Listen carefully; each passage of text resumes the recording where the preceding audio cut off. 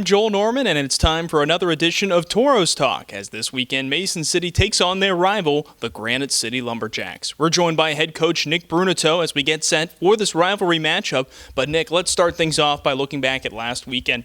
Couple of, in a lot of ways, maybe feel-good wins against the Minnesota Loons. An opportunity for a lot of guys to get on the scoreboard.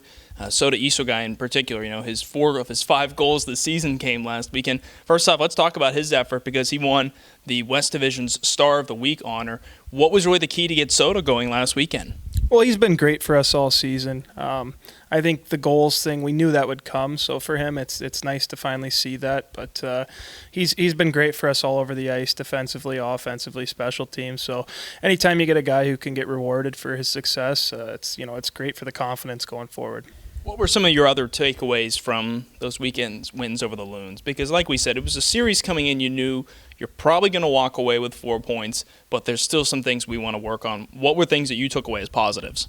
Well, our O-zone, we obviously worked on some progressions during the week, so it was nice to kind of see the guys utilize that and more so to go back to the confidence thing. I think for secondary scoring, it was huge. Obviously, we've had a lot of success with that first line, but, to see some of the other guys kind of get on the board was good, and it'll be big for us moving forward. You scored a combined 18 goals. It's easy to say that you were happy with the offense, but obviously Granite City's going to be a tighter checking type of team, and you're not going to have as much O-zone time. Was defense maybe something that was emphasized a little bit more in practice this week just because there wasn't a lot of time on our own end last weekend? Definitely. We know defensively we got to get better. That's kind of been one of the things we've been trying to focus on, not just this week, but in previous weeks. So that'll be a big focus going forward, just trying to limit odd man rushes. And if we take care of our D zone, we know we're going to get opportunities.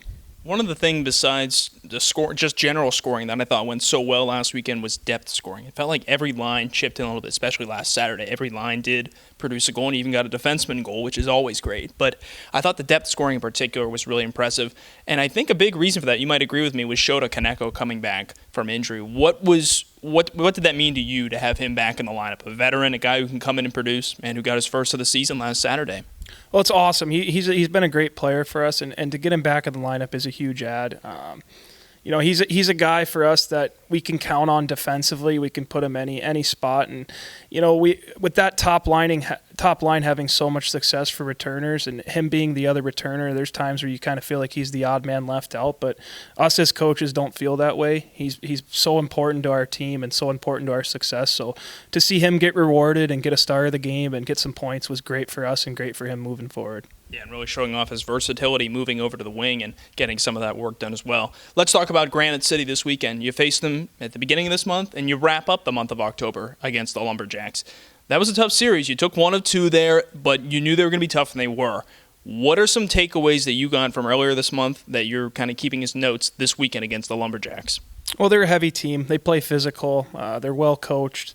But it's obviously it's one of those things where it's a rivalry game, so the emotions are going to be high for both teams, and they don't like us and we don't like them. So I think it'll be exciting for the fans, but as players and coaches, it's always exciting. These are the games you get up for. These are the games you remember. So we're ready for the challenge. It seemed like, last time you guys faced them earlier this month, obviously the returners, the Campions, the New Powers, Sloth, Kaneko, and Isogai, obviously they knew that was a big game, couple of games. It felt like a lot of the guys who, this is their first year with the Toros, they didn't need to be reminded this was a rivalry game. They seemed like they kind of knew right on that first shift. No, they stepped right into it, and I think as coaches, it was the same thing for us too.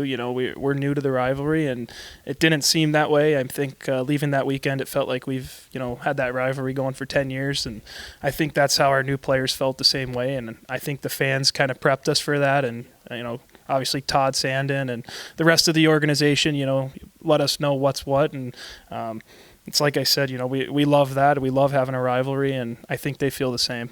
What does that mean to get a chance to face them now on home ice? You got to see how things were at their place. You got to be the road team, but now you guys are the home team against them. What does this mean? What kind of advantages do you think it presents?